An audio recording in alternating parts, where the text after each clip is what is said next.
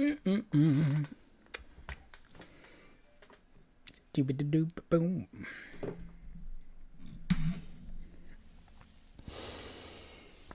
Mm-mm-mm. Good evening, folks.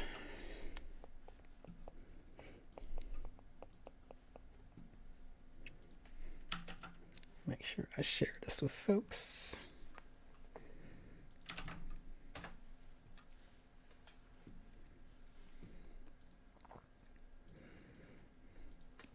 Sorry, folks. I was trying to get a few more notes together, so sorry we ran a little late getting started. But I think this is going to be a very fun show. While we're waiting for folks to get on, I've poured myself a glass of Uncle Nearest. They are not sponsoring this. I just want to shout out to Black Excellence when I see it. So, Uncle Nearest Tennessee whiskey, quite delicious. If you don't know the story, Uncle Nearest, go look it up. It's really cool. The black master distiller that taught Jack Daniels how to do the Jack Daniels method, or the Tennessee cold filtered whiskey method. So, quite delicious. Glad that it exists, been brought back to life, that it can support a black business. So, America's top whiskey in 2019 and 2020. So let's keep that up this year. I'll make sure I buy some more bottles. It's very good.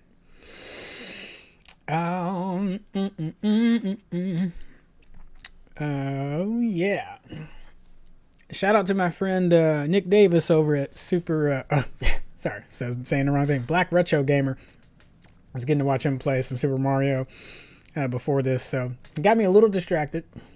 Because I kept watching Mario. I was like, I need to be getting ready for the show.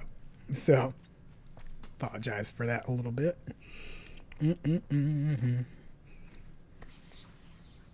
He said, Lindy Fitness says, my dad is a whiskey influencer on IG for them. That is hilarious. Hilarious. Well, folks, still trying sitting down for this version. I might go back up to the standing monologue, but I got some things to work around in the room. Hey, John, thank you for liking the stream. So I've got like some other ways I'm going to shoot inside the room, so I might set that up. Trying to get like a shelf of my movies that I still own. I put a lot of them on a server, but so hopefully when I'm recording movie stuff, I can have a kind of a corner of the room. I can record stuff like that. And then obviously still have the big gaming background. Hey, Barton, thank you for liking the stream. Appreciate it. Yeah. So our topics tonight, we'll start off a little heavy. We'll have a lot of fun towards the back end. I am going to talk Ray Fisher, Joss Whedon just for a little bit because there's some things that are annoying me a little bit, and Vox had a fantastic article about the voices that are heard when things need to get moved forward with executives or campaigns that get kind of cut through the noise of the internet. So I don't want Ray Fisher's issues to kind of get glossed over, and the retaliation that happened with Warner Bros. So I definitely want to talk about that.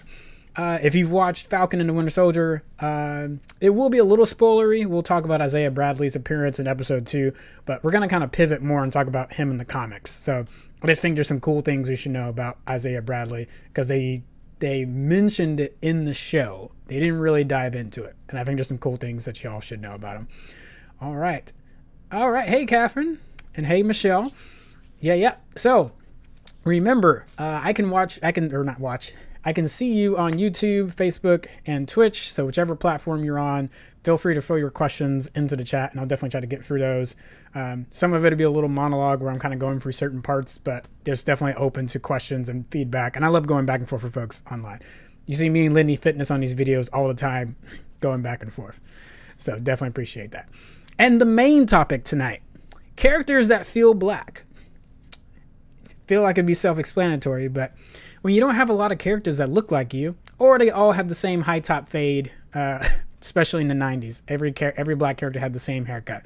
I mean, are they wrong?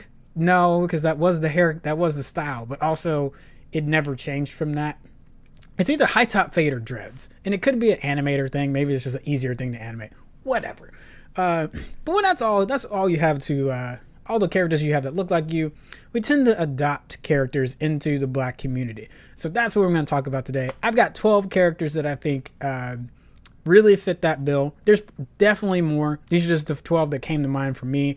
I've had friends give me suggestions. Lindy Fitness gave me suggestions as well. So there's definitely more. There's probably, I didn't even get into anime. I really didn't get into anime. So these are like really like American cartoons that we just attach ourselves to. So it's gonna be fun. It's gonna be a blast. Make sure you got your drinks. Make sure you have your beer. We'll have a good night. Have a good time.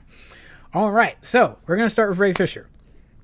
So if you've watched the Snyder Cut, and again, it is a long task to do so, and I'm not saying that it's bad. You've seen me talk about it on the show that actually rather enjoyed it more than I thought I would. Me and Tom disagree on that quite a bit, but I don't think it's a train wreck that I initially thought going into it. Significantly better. But you immediately find out that... dang, Cyborg scenes got cut, like egregiously cut. And I'm not recommending you even go back and rewatch the old version. I mean, if you don't want to take my word for it, go sit for that 2017 train wreck if you want to. But this immediate from just the runtime of, oh, Cyborg, that scene didn't exist, and that scene didn't exist, and that scene didn't. So as I was watching the Snyder Cut of it and seeing how critical Cyborg is to the heart and soul of the movie. I'm not saying he's the most important or most important, but he's like definitely the heart and soul of like, you follow him along. He's one of the catalysts for the movie. And kind of begs the question, and I hate to even use that phrase, but like, what happened? You know, why were all these scenes put on the cutting room floor? And since it's been well documented by Ray Fisher, if you follow his Twitter of the verbal abuse he was getting from Joss Whedon as he watched the show, as they were doing the Whedon version. It becomes very clear very quickly that he was retaliated against. So there's a verbal beratement that was happening on set. Ray Fisher was also giving suggestions for his character as he saw more and more of it getting cut. And none of that really made it into the film. And again, he's very much considered almost a side character, even though he's supposed to be in that Justice League pantheon in the movie. So it's a pretty damning indictment to me on Whedon, along with all the other accusations and substantiated things that have come out in the last couple months and throughout the years, honestly, that Ray Fisher was telling the truth. Now, the thing that makes me a little sad, though, is, well, we've had this massive campaign, which has been, while I've praised the parts of like the fans that have been, we talked about this the last couple times, for like, there's a healthy way to launch a fan campaign and to talk about the things that you want to see happen. So, starting a hashtag, that's okay. Adding people on different social media platforms, that can be okay. The content of what you say is definitely suspect, and a lot of fans have crossed that line, specifically the Snyder fans that wanted this specific cut to happen, and they're already doing that again. That'd be a whole nother long conversation, so we'll get to that more later. But as a black nerd, it's kind of hard to look at all the energy that got up to see this cut happen, but then when Ray Fisher was pleading his case, that same energy wasn't there.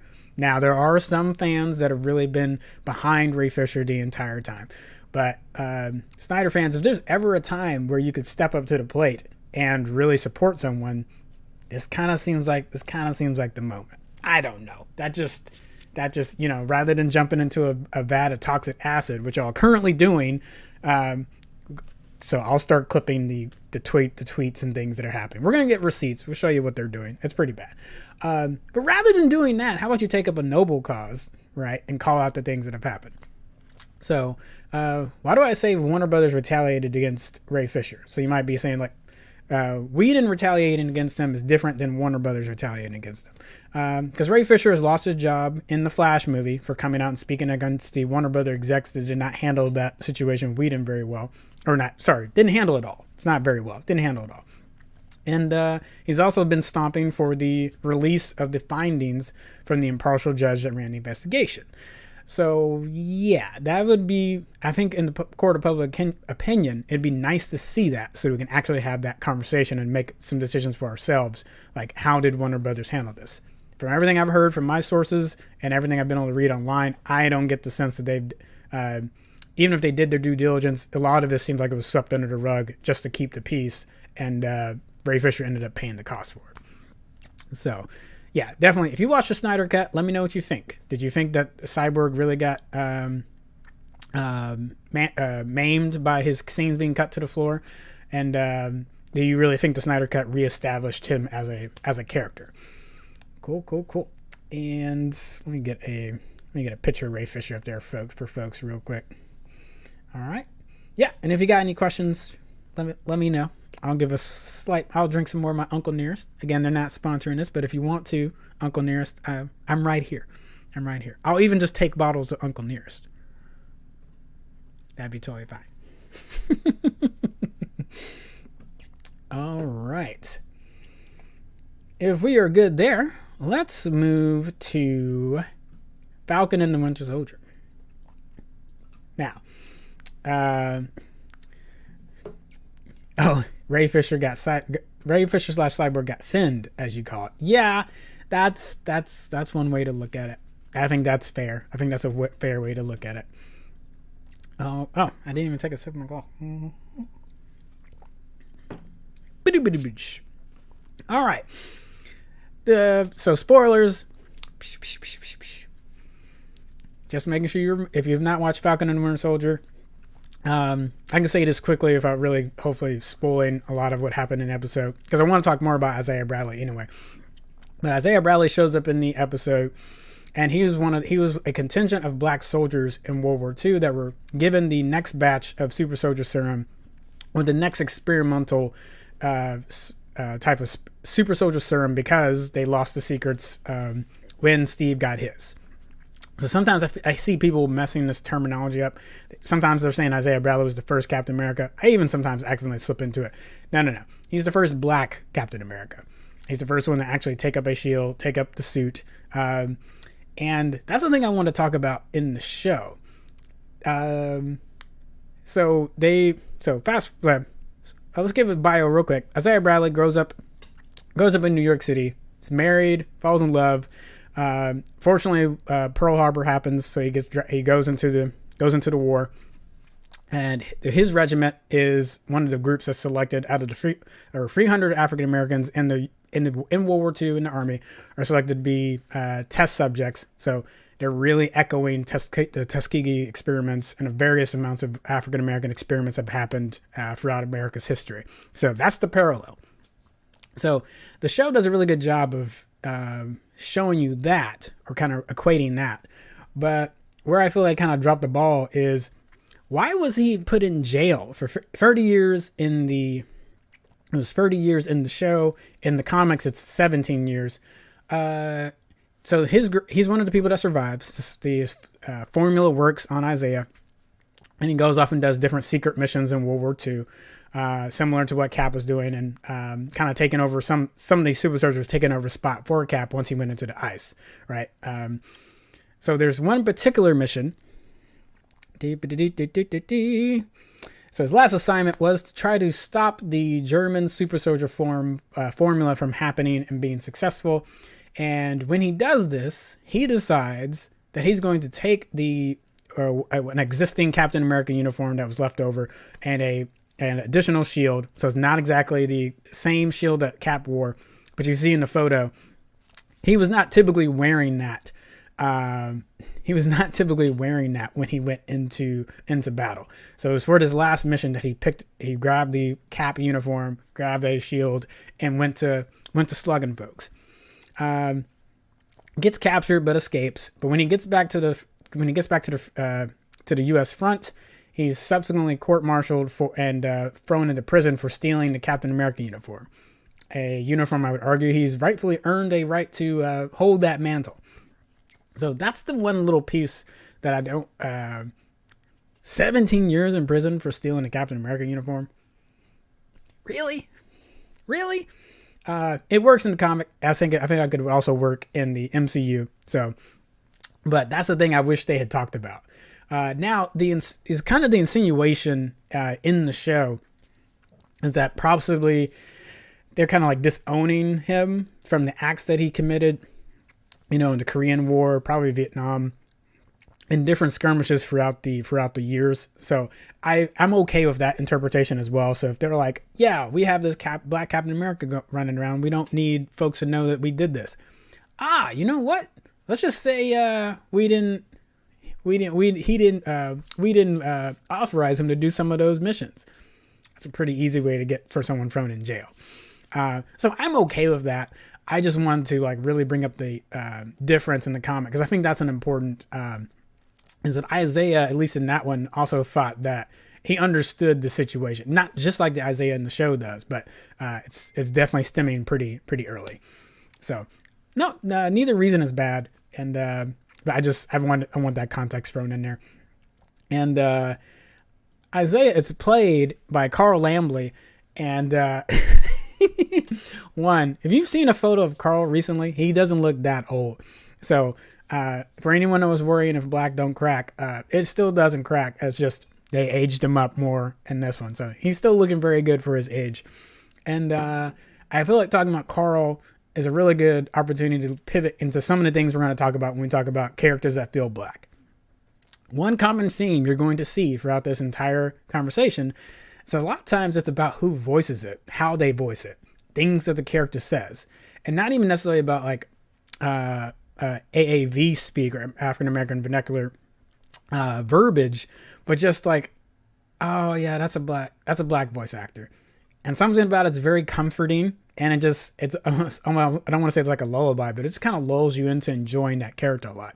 So Carl Lambley has voiced Martian Manhunter a bunch, and we'll get to him later in the list, but I just want to kind of plug that.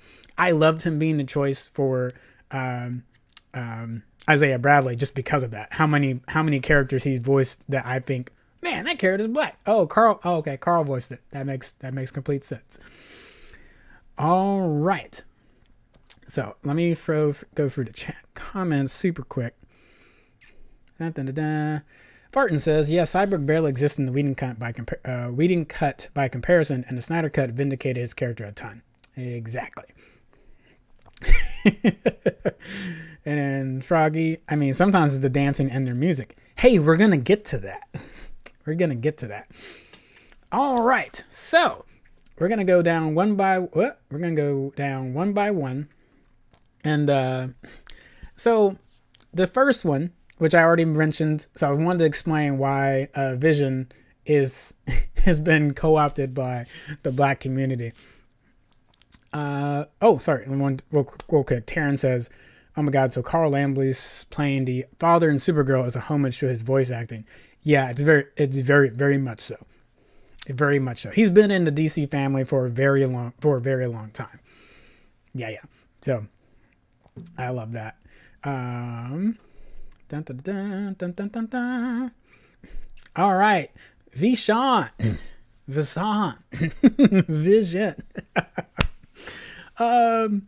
So with Vision, Arthur, we'll get to in a little bit. Sometimes just the right moment or the scene hits Black Twitter, the Black community, the right way, and you just can't get the Vision out of your head. Sometimes that's really what it comes down to. I mean, the character is played by like the whitest guy you know.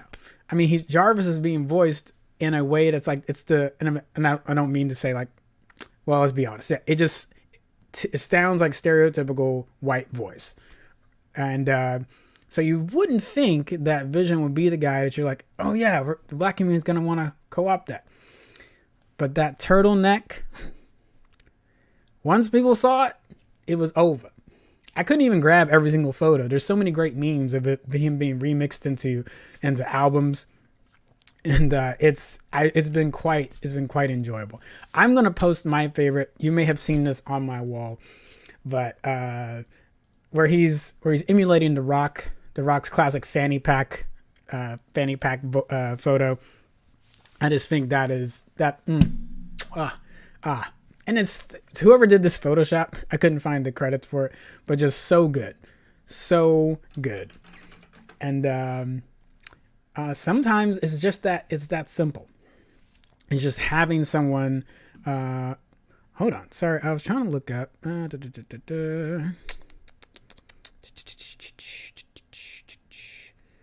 Paul Bettany. Yeah. I love Paul, but he's not what you'd think of as a black character. But sometimes, again, we just love something, we take off of it, and they get co-opted.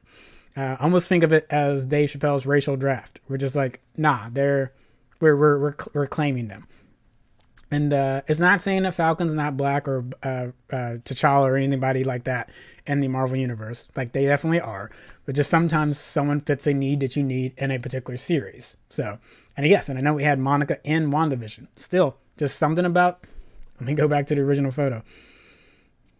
Something about that photo felt like not old school R&B album covers. It just really did. It seemed like he was getting ready to serenade you, right? Like it was about to be Babyface getting ready to drop down a hot track. If you don't know who Babyface is, go look him up. All right, so that's number 12. And we're going to move from that right into, I've been teasing it already. So we've been talking about Arthur. And I would put Arthur, at least as him as the character, kind of in that Steve Urkel category. Because like, he's dorky, but just the rest of the community feels black. You think about PBS shows already. It's not a ton of black folks running around in a PBS show already. Now, I know Sesame Street had Gordon. You had different characters that I probably could have put some Muppets on here that we could have considered black as well. So again, this list is not exhaustive. I picked 12. There could be more. Maybe we'll do a volume 2 at another point and come back and do some other ones. And if you have some thoughts after your brain's starting to work on this, if you're like, oh, there's someone else that I have to consider this, you can definitely throw that into the comments and we can talk about it. Maybe it'll help me create volume 2. So I definitely appreciate it. And yeah, we could have went down through every character in the Arthur universe. I think generally though, as I've looked on Black Twitter, most people consider just the universe to be like, that's a black universe of characters. So even though I call Arthur a little dorky, you can kind of get your taste of, if you like Francine, being a little more aggressive towards Arthur and really like holding her spot. Lindy Fitness says Buster. Buster? He's literally called a Buster. We can just drop the ER and say Buster. Yeah, that's easy. Yeah, and then there's okay. So when I was preparing for this, there are some Arthur memes that I did not pick because I did not feel it would be appropriate on this show. So as you look for Arthur memes, your mileage may vary. Be careful. You might see some things that you're like, wow. There's definitely some people being a little gross, being a little nasty. So please, that's not me like throwing that, being like, go do it. It's like, there are some really fun ones. There's some really amazing ones. I did not throw the Arthur fist one though, because that's been used in some problematic ways. So again, I could have, that would have been the most recognizable one you've probably seen all over the place. Is just the Arthur fist, is being like, ooh, I'm pissed. But it's been used in some terrible ways. So I did not share those memes, but there's a lot of fun ones you can go search for. But again, you might see one or two that you're like, wow. And I guess I apologize for them. And I'm not saying all of that's Black Twitter, because there's definitely some folks that have written some stuff that's a little wild. But the internet has definitely run with that, and it's been some fun. There's been some fun ones. One that I do want to share, and when I said he's a little bit of a dork, that's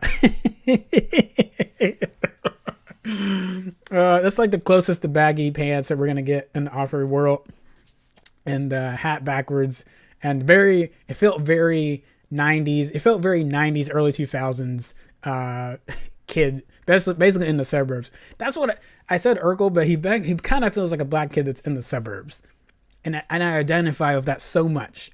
I can feel that so much. So let me know what you think on that. Michelle's saying John Legend. John Legend? He's saying he looks like John Legend. Oh, I think I remember. You see what I mean, Jerry? Yeah. I was like, ugh, it hurts. There's probably some early college photos of me that have that exact look. It hurts. I'm like, no. Cool. We're going to keep working down the list. If you have not already liked the stream and liked the page, whichever one you may be on, whether it be Facebook, YouTube, or Twitch, that definitely helps us out. And whenever we do live videos, you'll get a notification when something's going on. So definitely hit that button and it'll help us out a lot. All right, moving on.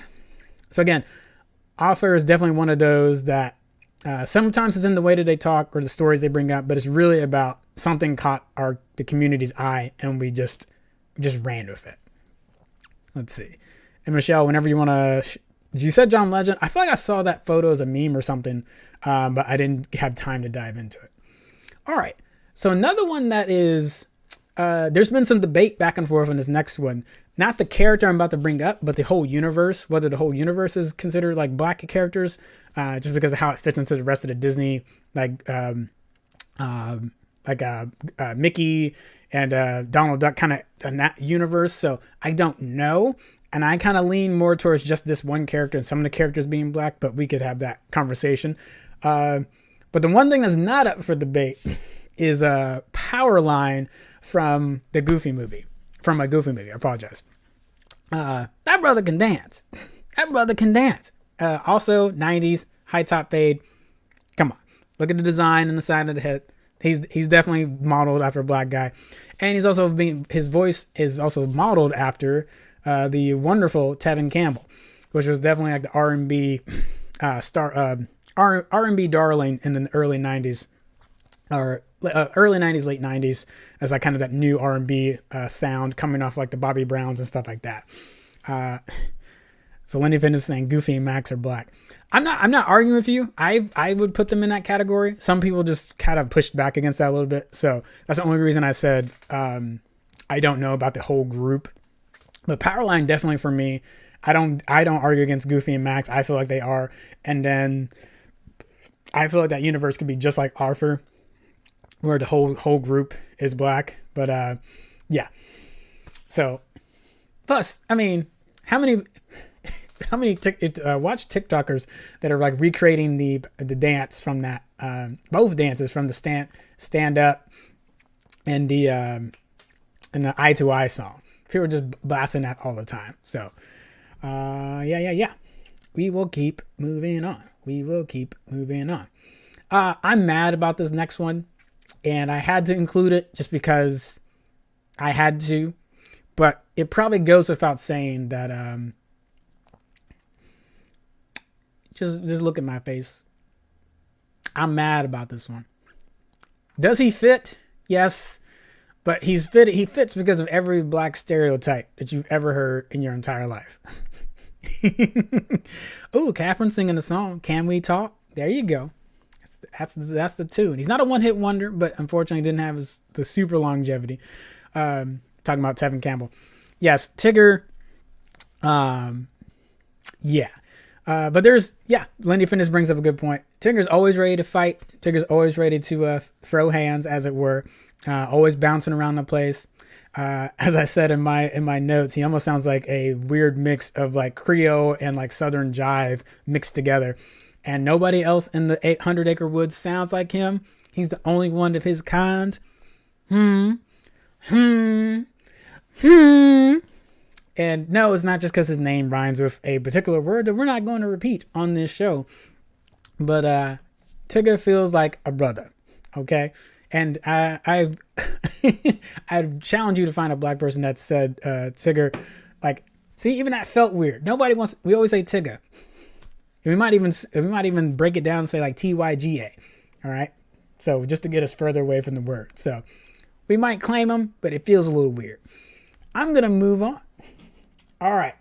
So this next one is actually really interesting because how many people here watched the original Sonic the Hedgehog TV show? I'm talking about that 90s Sonic, or I guess it was like late 80s, 90s TV show voiced by Jaleel White.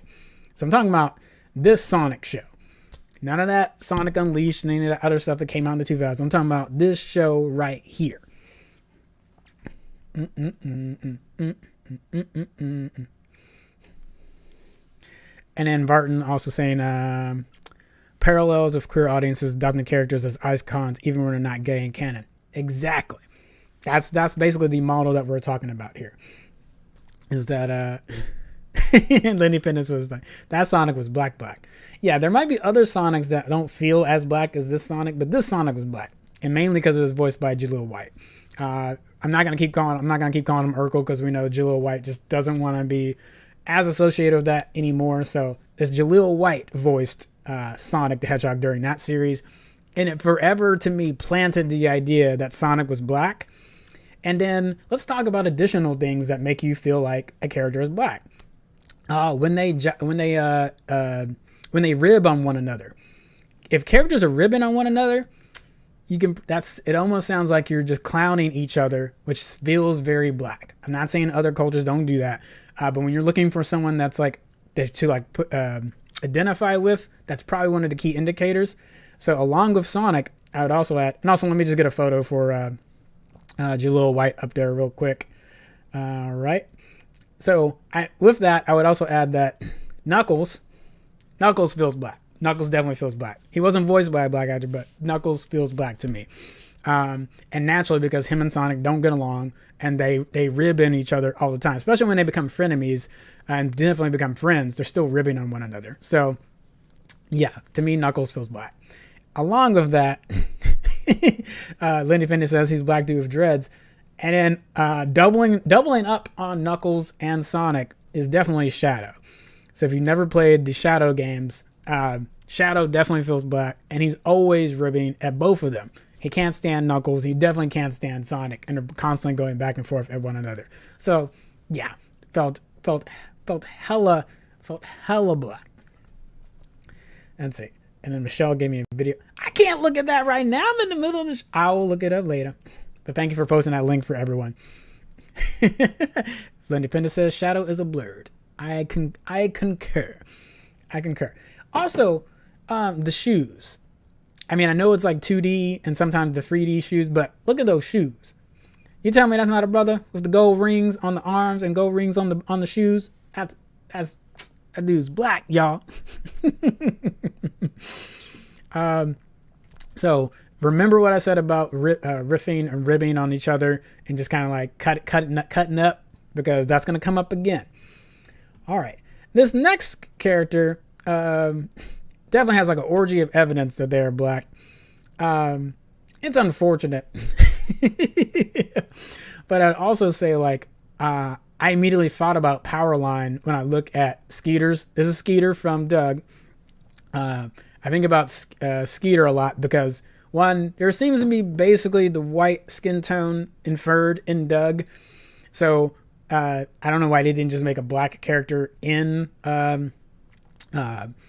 You know, that I guess I'll just never be answered. But we effectively just said, okay, it's Skeeter. Skeeter's the black guy in the group. Unfortunately, it does kind of make him like the token black guy in the group. And yeah, he's got the stereotypical, he's kind of got the same Tigger problem that he's spinning a ball. Like he's got a juice box there. But the lightning bolt to me, I always felt like, okay, maybe he's a Powerline fan. And, but two, the other smoking gun to me is, brother knows how to work a turntable. Almost like he came straight out of House Party with Kid and Play. All right. And even though he doesn't have a design coming on the side of his head and doesn't have technically a high top fade, it still kind of feels like if you'd added black hair into that, that's what it would have been shaped in. So I'm going to give him the nod. Lindy Fitness also brings up a good point. Scooter could beatbox his tail off. Need we say more? All right. Thank you all for joining in on the comments. I'm loving it. And also know, like, we're having fun with this. Like, I don't want anyone to be like, ugh, why are you trying to make that character black? It's like, that's not what's going on. So I feel like this might be a good time to re-emphasize, again, like if you're a kid today watching TV, you have so much to go back and look at, and you have so much that you can watch right now that has better representation than it did in the past. Like, I would have loved having the Boondocks when I was younger. Obviously, there would have been some episodes that I wouldn't have been able to watch. But just having that as a kid would have been pretty impactful. So there's just way more that we can experience.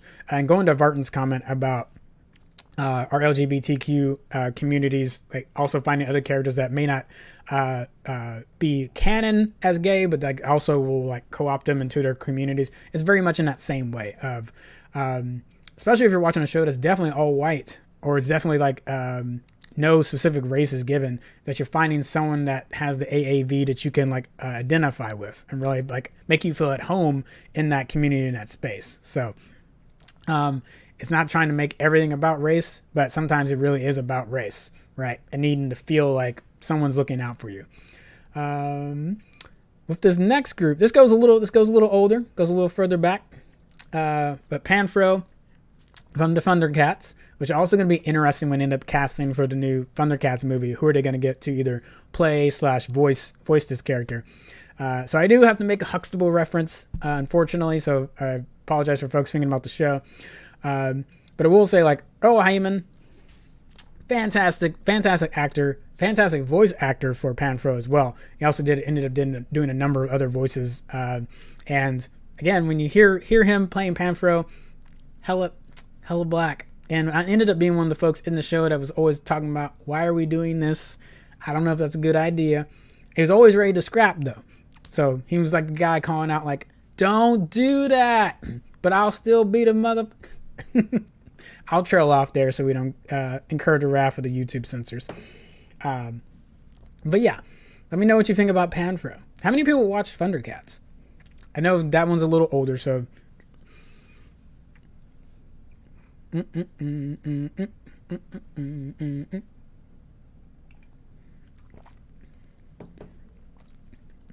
Yeah, Lenny Fitness did. Also, shout out to Lenny Fitness and everyone that reminded me about Panfro. And cool. Let's keep moving. We have. Oh gosh, we only have a few more left. Gosh. So talking about digs. I don't know if I would have, when I played Star Fox 64, I don't know if I would have considered Star Wolf, and to some degree Falco. You could consider him a black character as well. If you want to include him on the list, you can. I focused more on Star Wolf because, again, he definitely has the ribbing just like Falco does in the series. But there's one thing that stands out to me regarding his blackness, and this is. It's the jazz theme from Star Fox Assault. I won't play it because I don't want anything to happen to the stream. But if you go check that out, so you're looking at Star Fox Assault and specifically Star Wolf's theme. When they bust out that jazz theme for Star Wolf, I was like, oh, okay. Association made, clicked, got it. Plus, he has the same frenemy thing that happens in Star Fox Assault. So they're enemies in the Star Fox 64 and in the original Star Fox on Super Nintendo. But when it comes to Star Fox Assault, they're frenemies, and it kind of has that same Goku Vegeta Knuckles Sonic relationship there, where it's like, I'll help you out here. I still don't like you, but and I can tell you all the ways that you're messing up. But I'll help you out here, right? Because I don't want to see the universe completely destroyed. Let's see. Litany Fitness says General Pepper. I don't know if I disagree with that. So I could see that as well. Yeah, I think I could see General Pepper. Sorry, as I was writing this, I definitely thought Falco would be on there. General Pepper's a good one. But Star Wolf, the theme, and you can kind of hear it a little bit on the old 64 sound a little bit, but it's definitely, when you hear it on Assault, you're like, man, you definitely hear it there. Cool. So there goes Star Wolf. All right, next one. This actually should be very easy if you are an Adult Swim fan. It is almost like a no-brainer that this character is black, not just because of the voice behind him, but he's the one that's got common sense of this group. I'm talking, of course, about Frylock from Aqua Teen Hunger Force. He's the voice of wisdom, so not the magical Negro. Let's be clear. I'm not saying that he's that. But he is the voice of reason within those two knuckleheads. He's the only one, and tends to be the smartest one out of the group, which I also appreciate. And he is voiced by a brother, voiced by Carrie Means. And I had to kind of do a double take looking at his face because I thought it was Debo for a little bit. If you remember Debo from Friday. That's what I thought it was for a second. I had to kind of keep looking. Or I thought it was that other guy that kind of looks like Dave Chappelle, who we always confused for Dave Chappelle, but it's not Dave Chappelle. So it took me a second. I'm like, he's not that dude. Okay, Carrie Means. Got it. But just a super hard voice, and kind of super amazingly grizzled. Love him as he voiced Frylock. I mean, Frylock's a funny character as well, but always the voice of reason, and always just like smacking back down on Meatwad, and gosh, I forgot the Shake guy's name.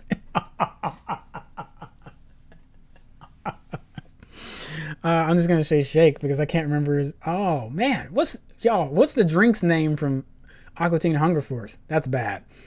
That's bad. Oh, I watched the show religiously for a while. I should know this. Sorry, that hurts. But anyway, Frylock, one of the most powerful dudes in that show. Super smart, smug, could throw jokes, could throw shade, and could really get into the other characters' butts for being morons, for being idiots. So definitely the ribbing is there, and definitely the cutting jokes as well were right there. So now we're definitely going to get into black voice territory. So you could hear it with Frylock. You've heard of some of the other ones we talked about, but this next character, I teased Martian Manhunter, I teased Carl Lambley. The Martian Manhunter has been one of the characters, like there's sometimes white actors that will voice him, but he's consistently been voiced by black actors. Almost exclusively during the 90s and kind of on and off during the 2000s and the aughts. During the aughts and during the 2010s, has almost exclusively been voiced. Majority of the time has been voiced by a black actor. So we already talked about Carl Lambley. And if you don't know who Martian Manhunter is, John from the planet of Mars, super powerful dude, can shapeshift. Only vulnerability is to fire. Stood toe to toe with multiple Justice League members and some of the worst dudes out in the galaxy. And if he doesn't read as black, it's definitely in the voice. Not necessarily everything that he says, but the dude likes to smart off. He can occasionally get the odd joke. So he definitely seems more. I would put him kind of more in a reserved category as far as personality. And so let me go through. We talked about Lambley. So Lambley has played him. Also got that DC nod like Taryn was talking about before. So he's been in the DC family for a long time. And has been the primary voice for Martian Manhunter. Played the voice of him. And probably the most famous version you're aware of is the Justice League, the animated Justice League and Justice League Unlimited. So if you're thinking about, oh, did I think that character felt black? It probably was coming from the Justice League animated show, like the Bruce Timm versions and stuff like that. And most recently, if you've watched in the Infinite Crisis on for the CW shows as well, he's also been played by a black actor, and that would be David come on, computer, David Harewood, right? He's been playing him and voicing him in the recent CW shows. There's also been some different CW versions as well. I think they've changed actors as well, but it's also maintained him in black in that as well. And then the most recent version, General Sandwick in the Snyder cut, General Sandwick, he was in Man of Steel, he's been in Batman v Superman, and now in the Snyder cut, the retcon is that he has been Martian Manhunter the entire time, which is one change that I feel like is very solid. It makes a ton of sense, and he plays a role very well in the Snyder cut for two scenes that he comes into it. And I like that as a nod to Carl Lambley and his work in the DC universe, the work of voice actors that have played Martian Manhunter as well throughout the series. So I think that I just thought that was a great nod. Harry Lennox is the actor playing General Sandwick / John / Martian Manhunter, and I just feel like that was a really great way to link that lineage together. So definitely a black feeling character, and also choosing for his default form to be a black character as well. It's a pretty strong one as well, and we see that in some of the CW shows as well. All right, if you have any other comments, let me know, because we are winding down to our last two. So we talked to Carl Lambley, got to a lot of famous black voices. One I did not get to comment on was Phil Lamar, but he's gotten to play a lot of black characters in animation. So most of the time when Phil Lamar is doing a voice, it's been Static Shock, Green Lantern. He's just gotten to play a ton of black characters in the universe. So if you think of a actual black character in animation, it might have been Phil Lamar or Keith David Richardson. Keith Richardson. But we're actually going to get to a different Keith here in just a moment. So I ended up throwing words together. I apologize. So this next one, you might know, maybe you could guess. So if I said Keith David was the voice actor, could you guess what show I'm probably about to talk about? I'll give y'all a second.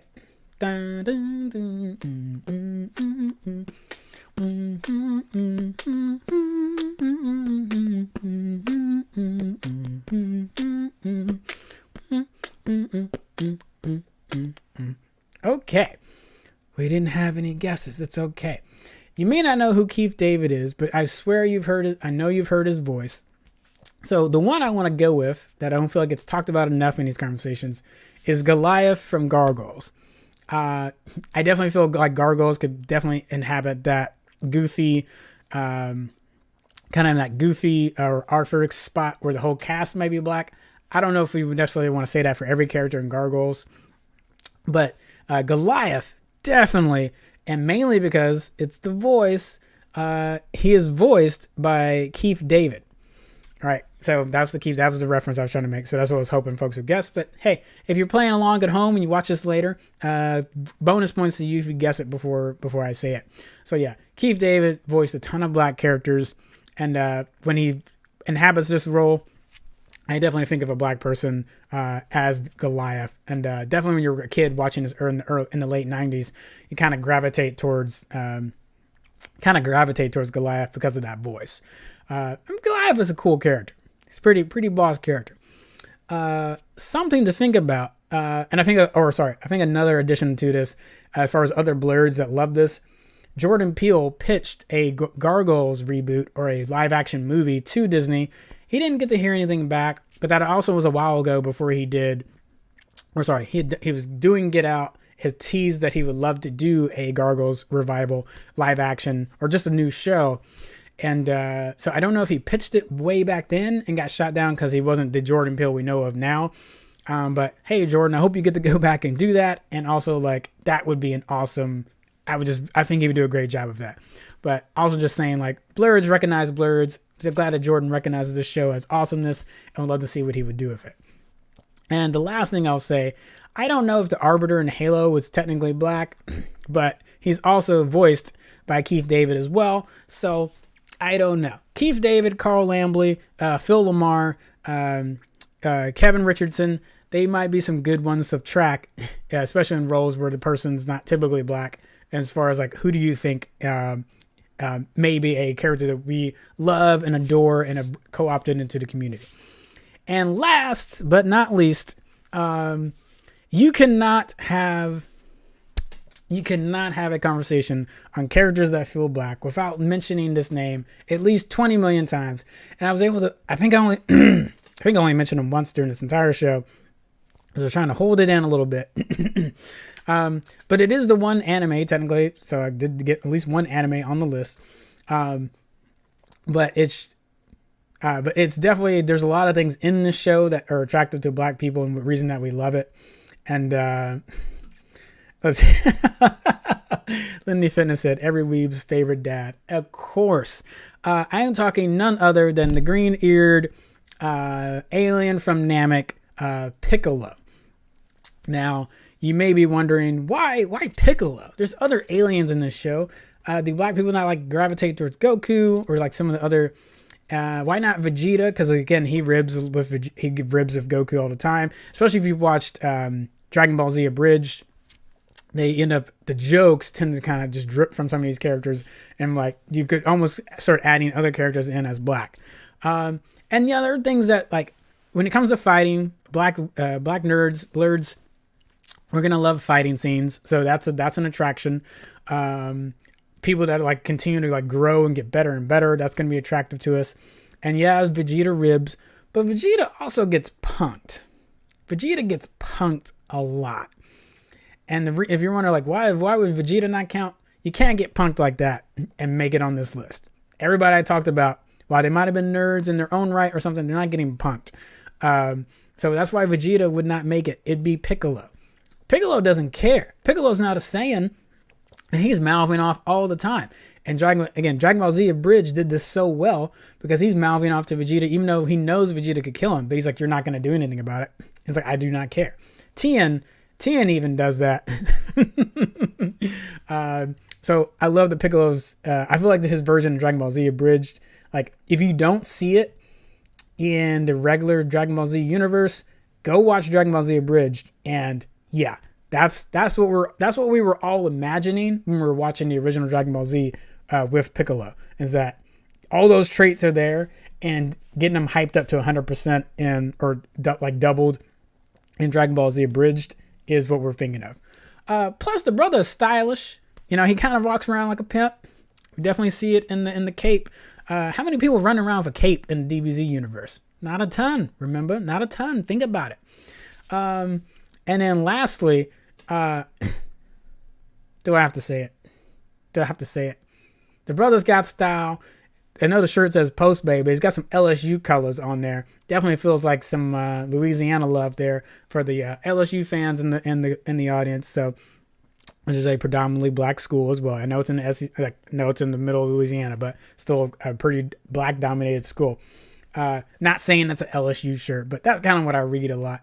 But whenever Piccolo was not in his pimp attires, which I'm going to call it, he definitely was wearing like the closest and most relaxed black clothing you could see in an anime.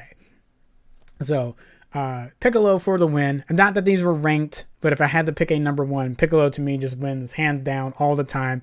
If you see lists of this on the internet, some of them have been on BuzzFeed and other Blerd websites and things like that. Piccolo's usually hands down always on the top of these lists. When DBZ memes were becoming big and Black Twitter started getting into DBZ and bringing that back around, it was making its rounds again. Piccolo is always coming up and always is coming up as the black character. And I also love that he's a better dad than Goku is in that series. He effectively is Gohan's dad in that series. Lindy Fitness is also a great point. He's consistently voted best anime dad, right? We already know that the black dad stereotype is problematic for a number of reasons. Hopefully you know that if you're watching this show. If not, I might do an episode where we talk about that. Or maybe I'll do it on Talk to Me. But having one person that we co-opt that's also a better dad than so many anime dads is just so beautiful. Like, he didn't turn his daughter into a dog. He's constantly trying to teach life lessons to Gohan, like dodge. You know, if he's stern, he can still throw jokes, right? He can throw jokes, but it's coming from a place of love. Look, I love Piccolo, all right? And he constantly is keeping pace. Like, they're all definitely, the power levels and things have definitely gone to a place where he's getting left behind.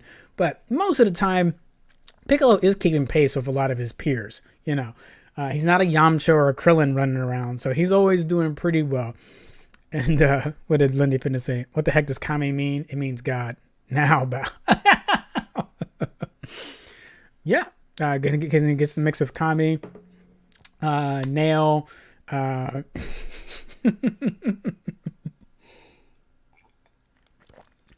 we definitely have seen the people.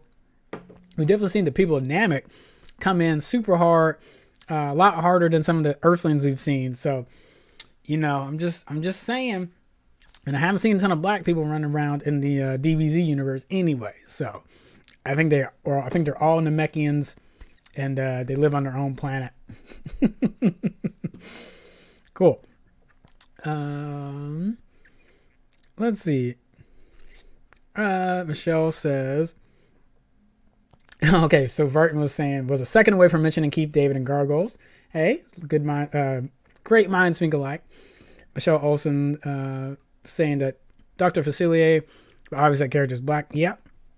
And then Adrian Valentine, oh no, too soon about the doctor's. If you know me if you watch me on social media, you know how much I love Nina memes. So I apologize, Adrian. It was just naturally going to come out if we were talking about anime dads. So you can blame Lindy Fitness. He kept bringing up anime dads. I was going to have to talk about Shao Tucker. It's always too soon, and I love it. And people are like, Kenneth is a monster. Kenneth is a monster. So Piccolo gets the win. Not that there was a contest or that we were keeping points, but if I ranked him, he'd be number one. But were there some that I missed? Were there some that you were thinking, oh, you definitely need to add this person as well? Would you also like to see other lists? So if we're talking about other communities, like I probably would not do those lists. I'd probably ask some friends to come in and do different lists. But if you want to see some different lists, they're talking about ways communities react or interact with a character of color, or like different representations for them inside of media. I definitely would love to cover that. So again, I probably won't be the one that would host that, but I'd probably set up the opportunity and let other folks come in and speak to that and let them run their own list on the show. So if you have some thoughts, let me know in the comments, and definitely be down for that. And yeah, I'll wait a little bit, get your comments, but I love Piccolo so much, and especially just DBZ Abridged. I already said it, but it's so much everything that we saw in the DBZ series of like any blackness that I would have thought of for Piccolo. Whether they intended to or not, they hit on a lot of it.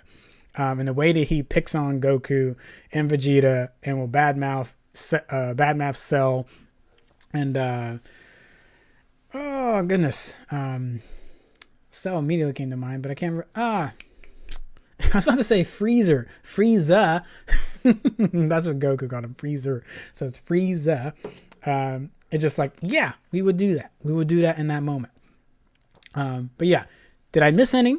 Or were there any glaring, obvious ones that it should have been on the list? And again, I will be down to do a volume 2 and probably split these up. Plus, I'm probably going to like break this down into like a nice video for y'all to enjoy as well. So if you're not used to this or want to be able to watch it back later, we'll definitely make sure it's available for folks.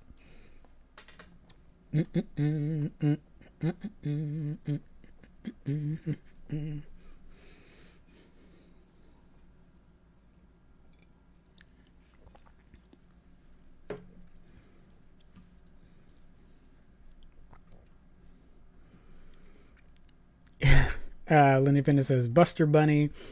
Oh, you're talking about Bugs Bunny and Tiny Toons? I thought about Bugs Bunny. I think I'd be okay putting Bugs Bunny on the list. I definitely didn't want to just throw Daffy Duck on there, but there's some things that resonate with me for Daffy Duck. So there's definitely some, not Bugs, the tiny blue one.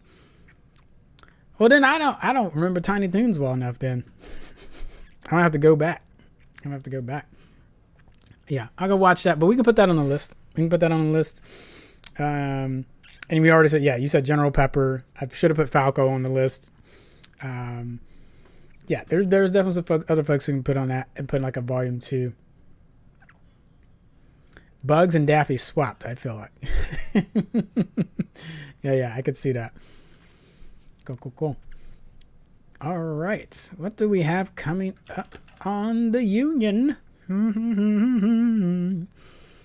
If you've not already, I appreciate y'all's support and joining me in talking tonight.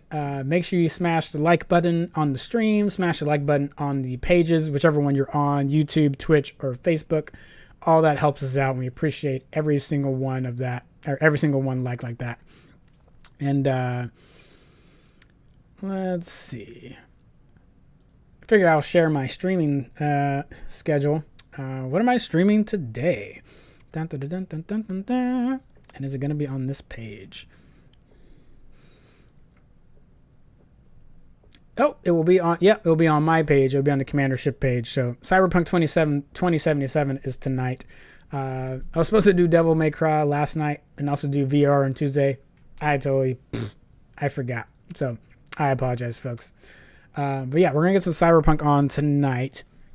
And then one of these, during some of the Super Blerd shows, I might actually play some black video games and just show you characters. I definitely wanted to dive into more characters that I love. So these are the characters that feel black. But I might do one where it's just my favorite black characters in media.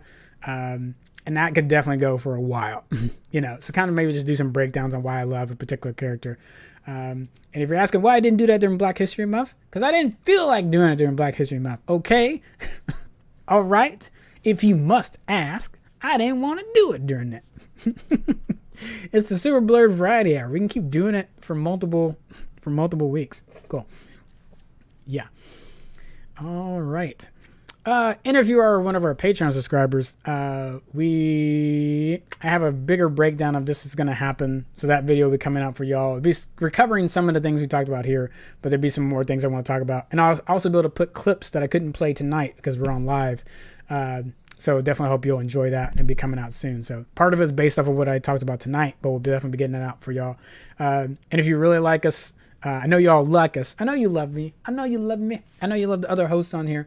But if you want to do more than hit the like button, definitely the Patreon tiers we have on there. There's a lot of cheap ones on there to be able to just show your love and support for the website and for the streams that we do. But yeah, super excited about that. We usually keep the show about an hour, but if you all have any last questions on what we talked about, any earlier topics or what I just got done with, definitely let me know.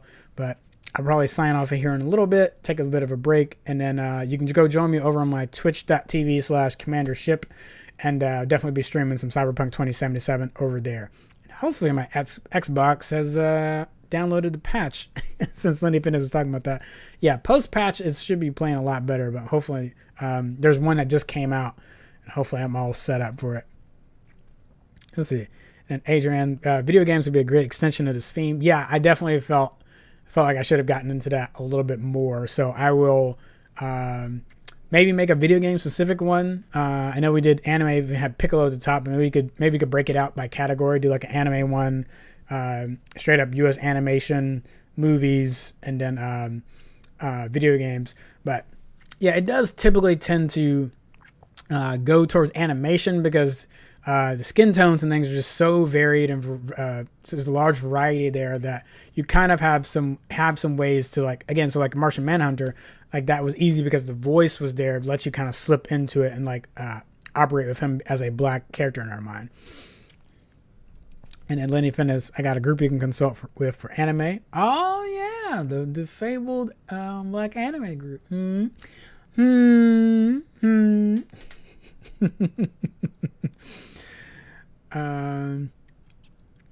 Let's see. Barton says Flash scenes also got cut a lot. Is it possible that Whedon just hates father figure stories? I do feel like Flash definitely his beads though were still there. So like his scene with his dad is still in the original movie. The Iris West version, the Iris West scene is not in there. And a lot of that's not changed a whole lot. So I don't know if it's I don't know if I would agree with that. Definitely for Cyborg, it definitely get hit a lot.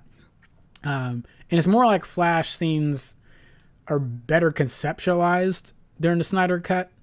I feel like that's a better way to say it, because yeah, I looked at side by side comparisons, and it's really like the scene in the prison where he talks to his dad. That's pretty much verbatim, though it's maybe a little bit longer with. I was about to say Bryan Cranston.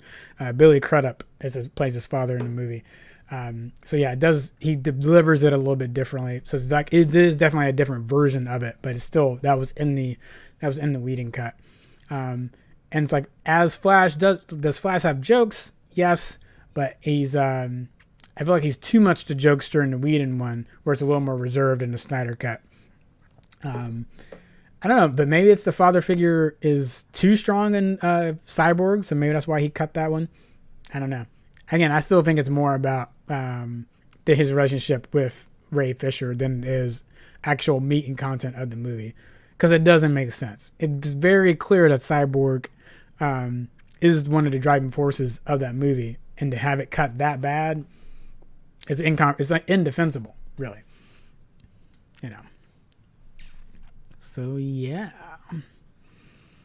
What else do I have coming up? Friday night, Halo campaign. So I'm going to be working for some of the Halo campaigns on the Nerd Union channel. That'll be starting at 10 p.m. So if you're a night owl like me, I'll be doing that Friday night. And then Sunday is Retro Roulette. So we'll be playing some on the Nerd Union Twitch. As you see the collection behind me, I will roll some dice. have assigned numbers to the games in the collection, and I have no idea what we're going to play. I can't tell you what we're going to play because we'll roll the dice. I have no idea. That's why it's retro roulette.